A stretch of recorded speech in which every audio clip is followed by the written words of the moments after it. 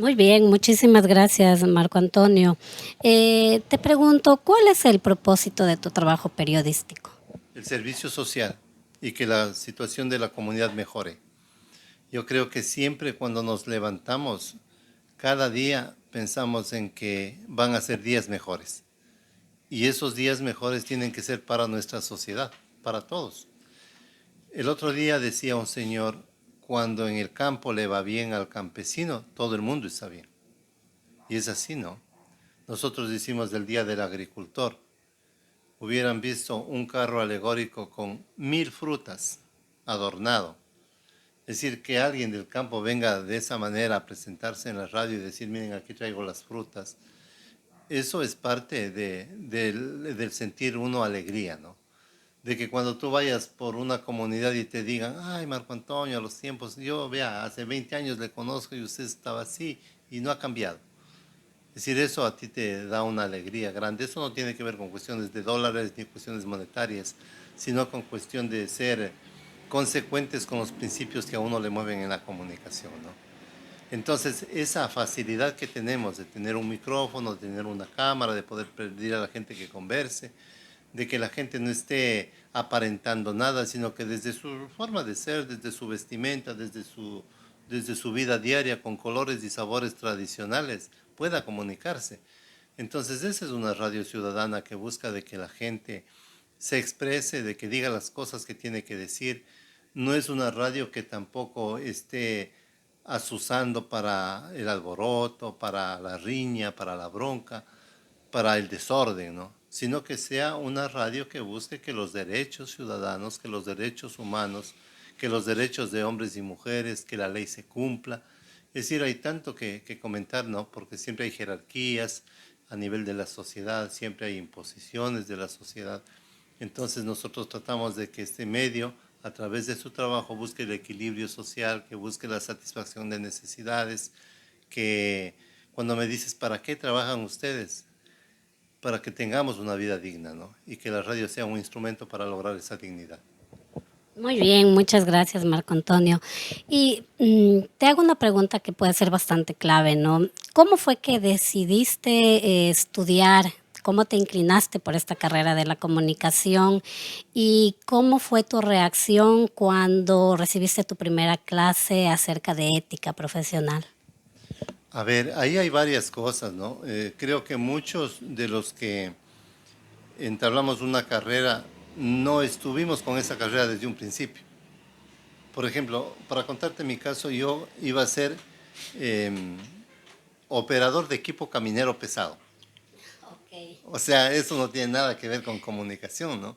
Yo fui, di exámenes, no aprobé, luego otra vez me dieron otra oportunidad, di otros exámenes y ahí me dijeron que había aprobado también el anterior, es decir, los dos había aprobado.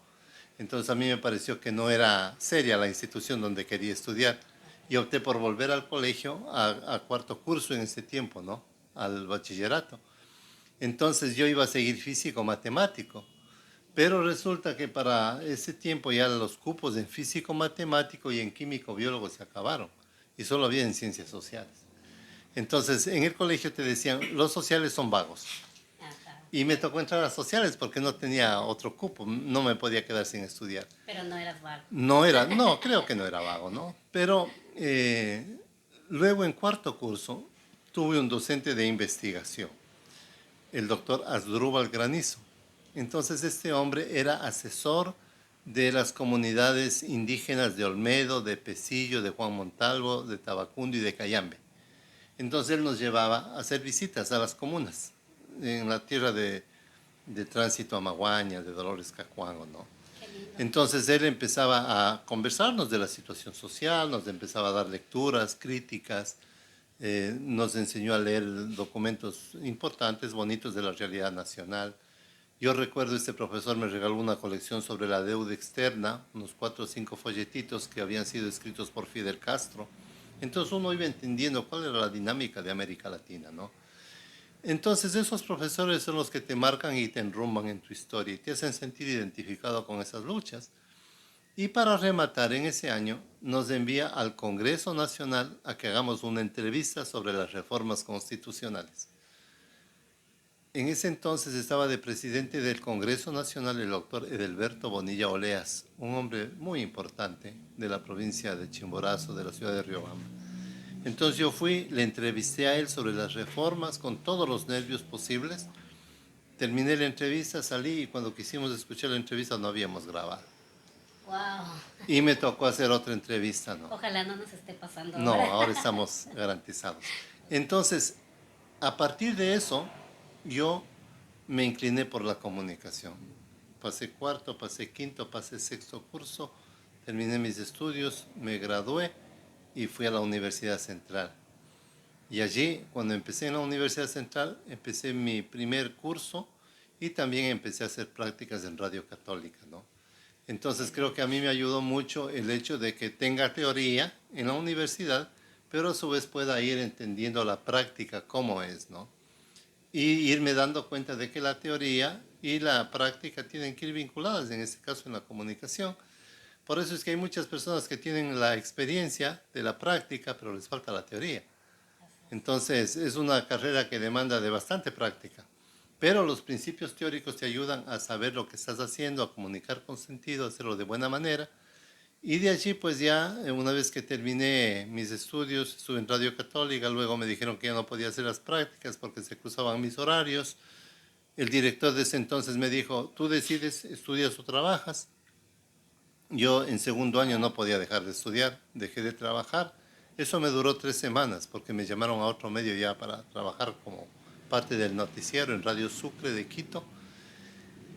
Y afortunadamente allí estuve ese tiempo, estuvimos entre las 5 mejores emisoras del ranking en Quito.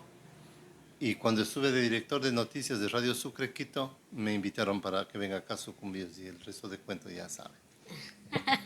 Qué linda historia, muchas gracias, Marco Antonio.